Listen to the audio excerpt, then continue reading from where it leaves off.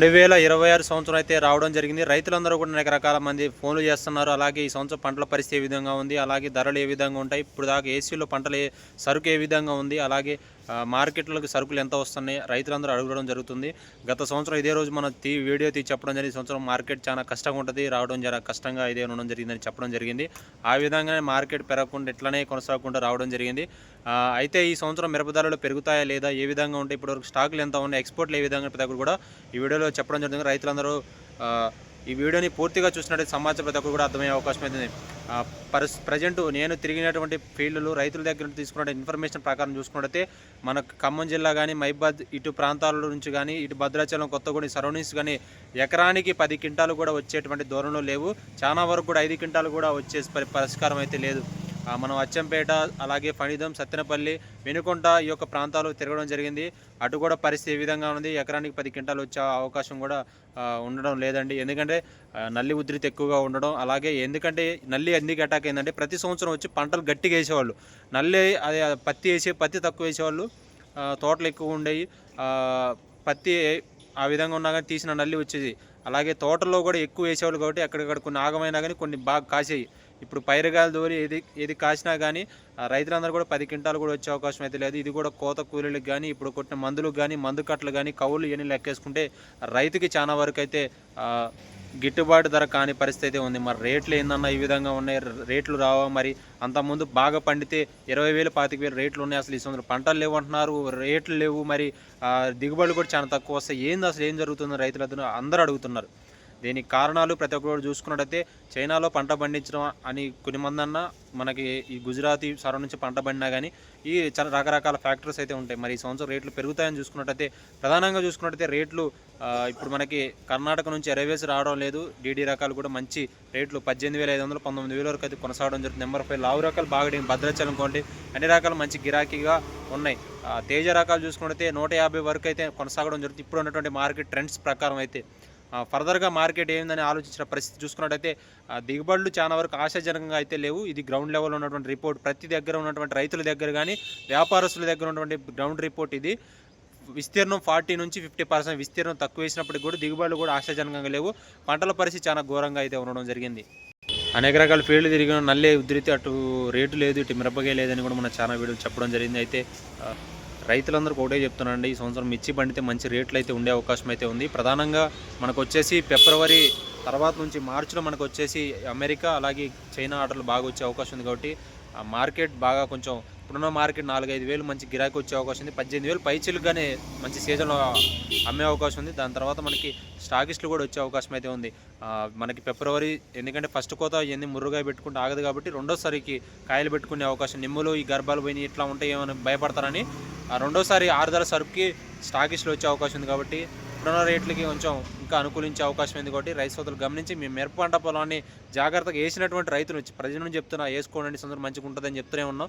కొన్ని మంది రైతులు విన్నారు, కొన్ని మంది రైతులు వదిలేసి పత్తి, మొక్కజొన్న ఆ విధంగా వెళ్ళడం జరిగింది.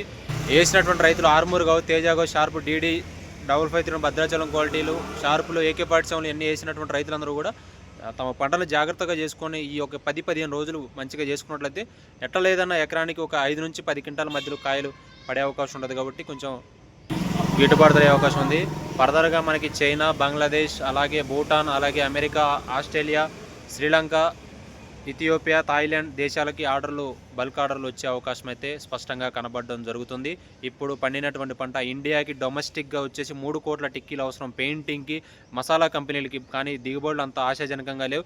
ప్రతి సంవత్సరం మనకి 3 కోట్ల టిక్కీలు వచ్చాయి, 3 కోట్ల పైచిలుకు. ఎందుకంటే ఏసీలో 2 కోట్లు ఎక్కాయి, 1 కోటి వచ్చేసి ఆశీర్వాద్ కానీ అలాగే ఐటీసీ కంపెనీ నిల్వలు పెట్టుకుని ఈ సంవత్సరం ఆ పరిస్థితి అయితే లేదు. ఉన్నటువంటి ఏసీలో స్టాకులు భయపడుతున్నారు. ఏసీలో స్టాకులు మనకు వచ్చేసి గుంటూరులో 30 లక్షల పైచిలుకు, ఖమ్మంలో 10 లక్షలు, మనకి వరంగల్లో 10 లక్షల పైచిలుకు, మొత్తం కూడా 3 రాష్ట్రాల మీద దాదాపు చూసుకున్నట్టయితే 70 నుంచి 80 లక్షల వరకు అయితేనే ఏసీలో నిల్వ ఉన్నాయి. ఇందులో మనకి స్టాకిస్టులు, వ్యాపారస్తులు, రైతుల వారికి ఉన్నాయి. చాలా వరకు అమ్ముకోవడం జరుగుతుంది రైతులు పెట్టుబడి అవసరాలకి. చాలా వరకు ఇప్పుడున్నటువంటి రేసీ ప్రకారం 70 లక్షల పైచిలుకు ఉన్నాయి.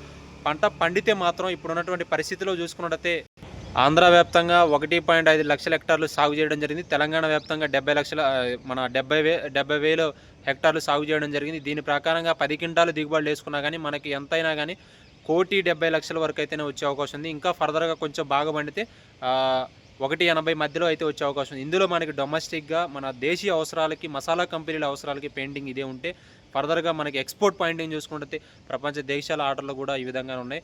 చాలామంది అంటే చైనా వచ్చేసి మనకి 13,000 నుంచి 14,000 వరకు అయితే అడగడం జరుగుతుంది. వ్యాపారస్తుల నుంచి ఎక్స్‌పోర్ట్ పాయింట్ల దగ్గర నుండి తీసుకున్నటువంటి సమాచారం. సో మన ఏ ఇన్ఫర్మేషన్ అయినా రైతులకి అలాగే వ్యాపారస్తులకి ప్రతి ఒక్కరు కూడా తీసుకొని కరెక్ట్గా నెక్ టు నెక్ ట్రెండ్స్ ప్రకారంగా చెప్పడం జరుగుతూ ఉంటుంది. రైతు సోదరులు గమనించగలరు. సో ఖచ్చితంగా పాత 2023 మార్కెట్ రిపీట్ అయ్యే అవకాశం, 2023 అవకాశం ఉందంటే ఖచ్చితంగా ఉండే అవకాశం ఉందని ట్రెండ్స్ ఆ విధంగానే ఉన్నాయి.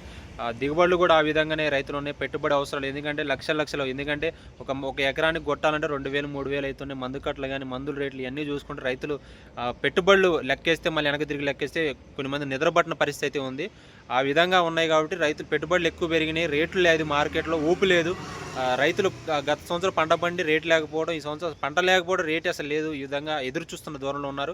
ఇదే మార్కెట్ కొనసాగితే రైతులందరూ నెక్స్ట్ ఇయర్కి మిర్చి చాలా వరకు తగ్గే అవకాశం అయితే ఉందని రైతుల దగ్గర ఉన్నటువంటి సమాచారం ఇదండి. సో ఇదే 12,000 13,000 ఉంటే నెక్స్ట్ ఇయర్కి మనకి క్రాప్ ఇంకా తగ్గే అవకాశం ఉంది. ఇతర పంటల వైపు ఎక్కువగా వెళ్ళడం జరుగుతుంది. రైతు సోదరులు గమనించగలరు. కోతలకు వస్తున్నారు, రైతులందరూ కూడా మార్కెట్లో తీసుకొస్తున్నారు. ఖమ్మం కూడా 3,000 నుంచి 4,000 టిక్కీలు, గుంటూరు కూడా 10,000 వరకు మార్కెట్కి ఎరవేసి రావడం, అలాగే హైదరాబాద్ మార్కెట్కి 5,000, మనకు వరంగల్ మార్కెట్కి 3,000 టిక్కీలు, దాదాపుగా రోజుకు 30,000 నుంచి 40,000 వరకు కొత్త సరుకు వేసి మార్కెట్లకి రావడం జరుగుతుంది. దీనితో పాటుగా ఊళ్ళలో కూడా కొనుక్కుంటున్నారు. చూసుకుంటే ఎట్లా ఏదైనా ఒక 60,000 వరకు అయితే రోజువారీగా రావడం జరుగుతుంది కొత్త పంట ఇప్పటి వరకు అయితే. కొన్ని తోటల్లో ఇప్పుడు కోస్తే ఈసారికి మిరపకాయలు లేని పరిస్థితి ఉంది. సో ఫర్దర్గా చూద్దాం.